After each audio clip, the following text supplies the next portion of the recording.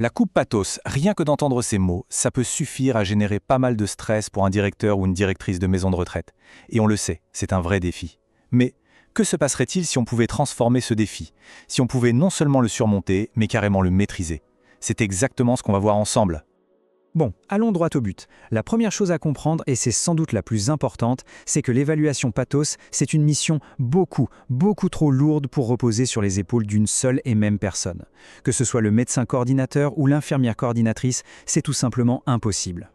Et puis, il y a la réalité du terrain, qu'on connaît bien. Dans de nombreuses maisons de retraite, il n'y a même pas de médecin permanent. La situation est donc encore plus compliquée. Alors on fait comment? La clé, le point de départ de tout, c'est de changer de perspective. Il faut arrêter de voir ça comme une tâche individuelle et la transformer en un véritable projet d'équipe. Le succès, il passe par là, par la mobilisation de tout le monde et une répartition intelligente du travail.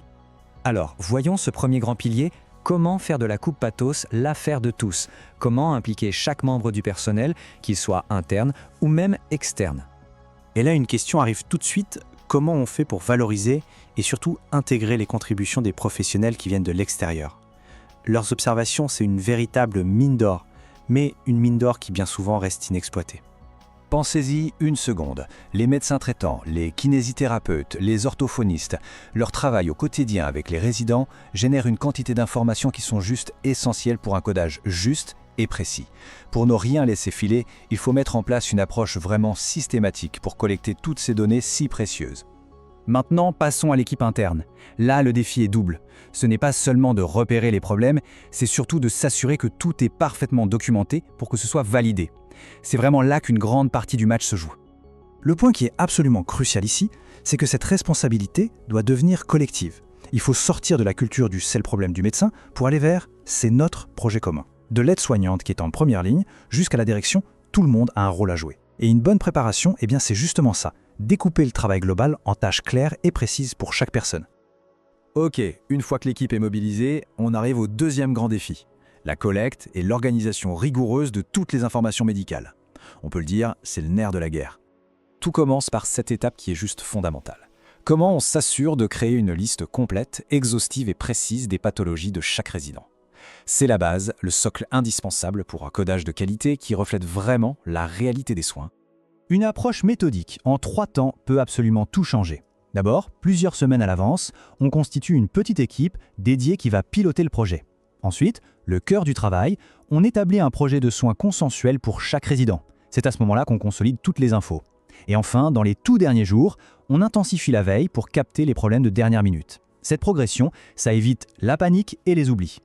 Et ça nous ramène à un point essentiel, je le répète, la détection ne vaut rien sans la preuve. Chaque observation, chaque pathologie doit être solidement justifiée et consignée noir sur blanc dans le dossier médical. C'est non négociable si on veut sécuriser les points. Tous ces efforts, la mobilisation de l'équipe, l'organisation des données, tout ça converge vers un seul et unique objectif, l'étape finale, la plus stratégique de toutes. C'est la question centrale.